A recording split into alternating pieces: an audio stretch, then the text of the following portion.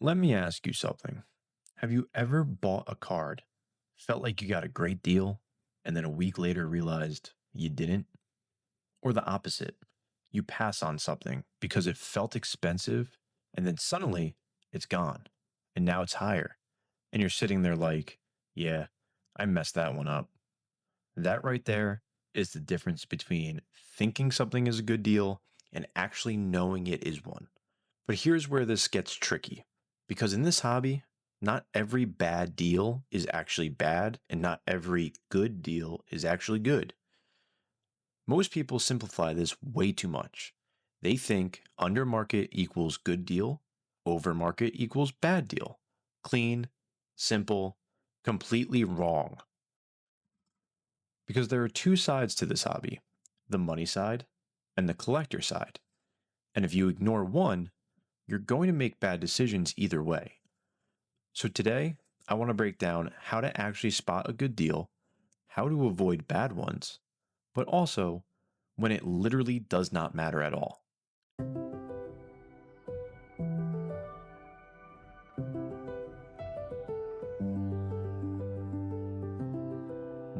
Welcome back to Entei's Inferno. If this is your first time here, as always, my name's Kris with a K, and this is where we talk about the Pokemon hobby from both sides, collector and vendor. But more importantly, how to actually understand what's going on within the hobby.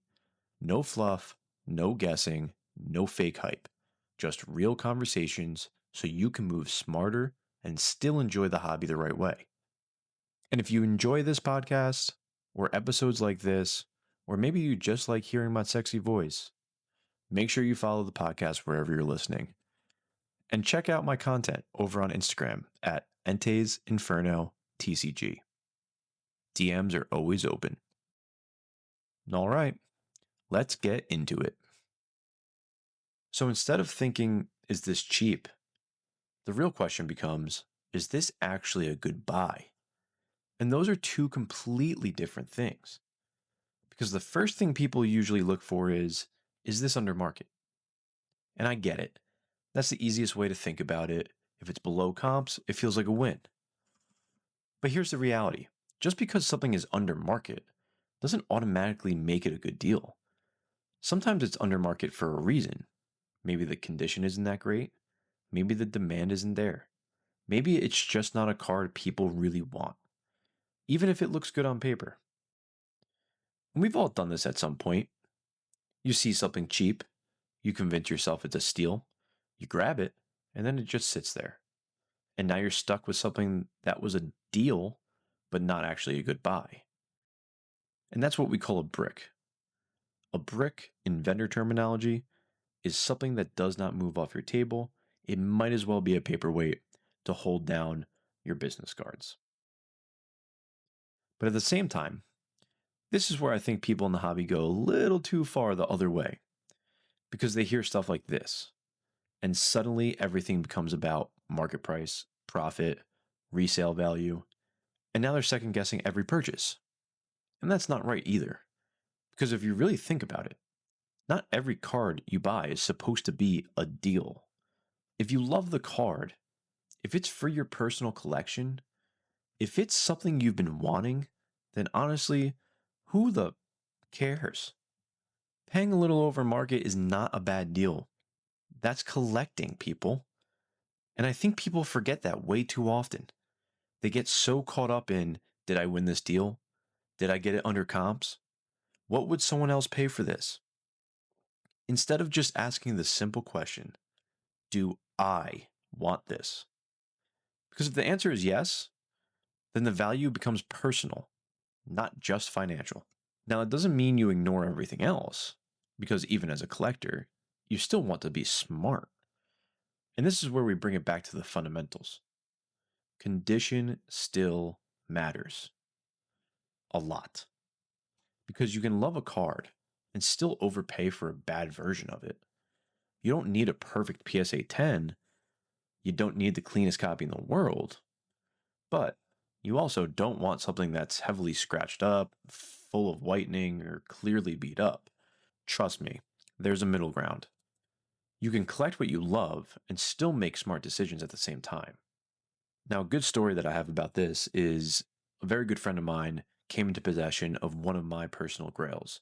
As you all know, I am an Entei fan. He's my favorite Pokemon, and I am collecting a ton of Entei graded cards. He came into possession of a PSA 9 Entei Gold Star, and he wanted to give me a good deal on it. He said, "Hey man, I got this in. Come on over. I want to show it to you. It's yours." And he was offering it for me well below market. And I go over there, I take a look at it, and it looks great. Then I realize that it's an old PSA cert. And by old PSA cert, I mean it's the old label and everything. So that right away caught my eye. Why?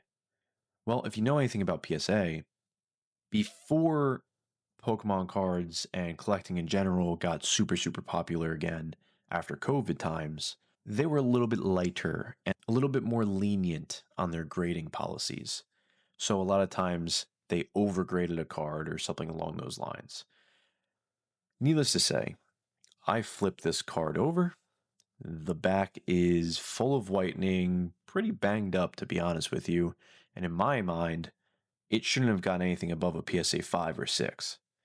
So that right there told me I don't feel right owning a PSA 9 that isn't truly a PSA 9. And listen, some people are different, but for me, it didn't sit right. So I passed on the deal. And that's because I didn't want it. Now, once you start thinking like that, the next thing that naturally comes into play is demand. And if you're not planning to sell, demand does still matter. Not because you're trying to flip, but because demand gives you flexibility.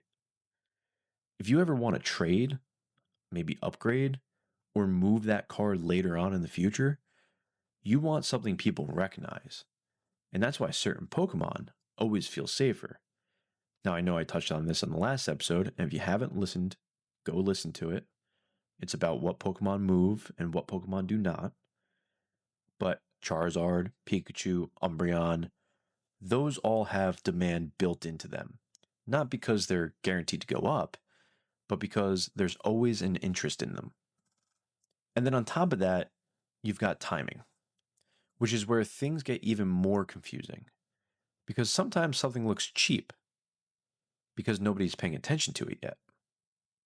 But other times it looks cheap because it's actually dropping.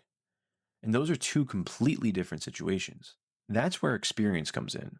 You start to recognize patterns. You start to see what's cooling down and what just hasn't been discovered yet. And honestly, a lot of those mistakes come from one thing: emotion.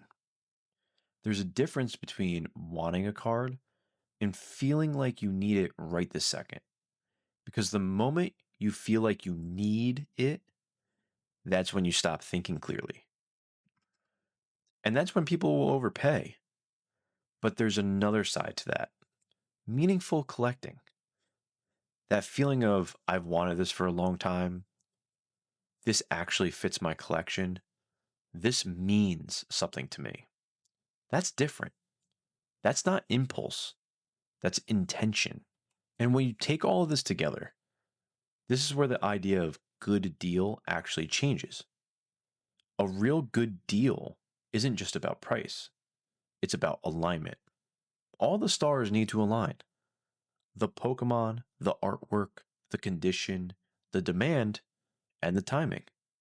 And most importantly, how it fits you. Because at the end of the day, you can save money and still make a bad decision. Or you can pay a little more and make the right one. And that's really what this comes down to. This hobby isn't about chasing the cheapest cards. It's about making the smartest decisions while still enjoying what you're collecting. Because if you lose the enjoyment and everything just becomes numbers, you're going to burn out. And if you ignore the numbers completely, you're going to make mistakes. The balance is where you win. All right, that's all I got for you today. If you enjoyed this episode, please make sure you follow the podcast wherever you're listening. We're on Spotify, Apple Podcasts, and, of course, YouTube. So a subscription, a follow, even a comment goes a long way. And check out my content over on Instagram at Entei's Inferno TCG. My DMs are always open, and I'm always willing to talk. All right, I appreciate you being here, and I'll catch you on the next one.